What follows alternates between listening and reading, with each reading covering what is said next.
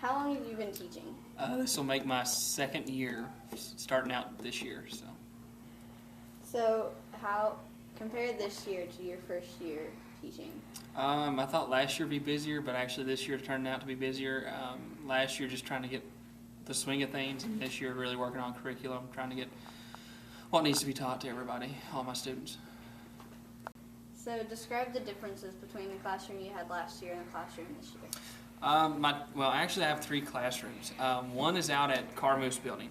My true classroom is at Carmoose. That's where all my stuff is, the books, projects, things like that. I was in 406 last year. It was a larger classroom, so I had a little bit better classroom management in it because we were able to spread out. This classroom's really, really small compared to last year. So I've got over 35 kids in one class in here, so we're running over top each other.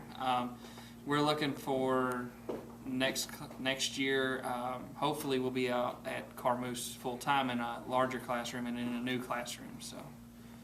And what kind of classes did you have to take in college in order to get this job? Of course, you got to take a lot of general ed classes, history, art, some things like that, a couple business classes, and then mostly just agriculture-related classes and education-related classes. My ag classes were just general ag classes, animal science, horticulture science, some farm work, soils, and then my education classes were geared towards agriculture-related criteria.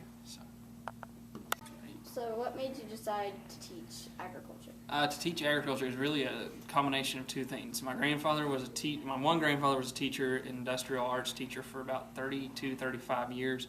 So I really wanted to teach because I knew it was a good profession. He enjoyed it, and I just really wanted to follow in his footsteps. Then my other grandfather actually owns a farm, works on a farm, and has about 100 acres. And I always loved ag, so I just kind of combined the two ideals and made it agriculture education and teaching. So. And what kind of things do you teach in your classes?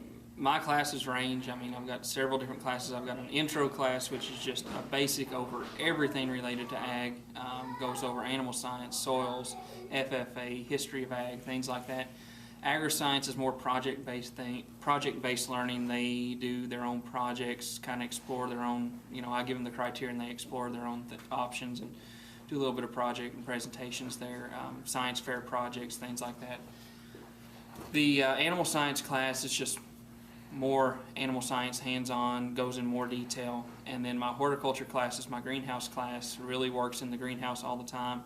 And I have a landscape class that deals with a lot of landscaping and hands-on stuff like that.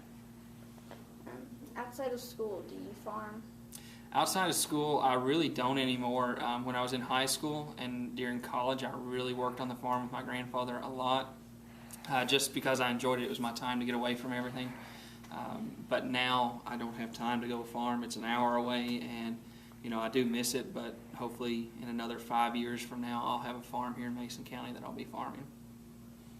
How hard would you say farming is to be? It's hard. Farming is a hard life. You don't make the money, you don't go into it. You don't go into farming and think that you're going to make money. You've always got to have a second job if you're going to farm. But it's, people got to love what they do, and I think that's the passion in farming is people love what they do, and that's what makes farming. What advice would you give to other new teachers? New teachers coming in the building, I just say take one step at a time, don't get overwhelmed, and don't think you have to conquer the world all in 1 year.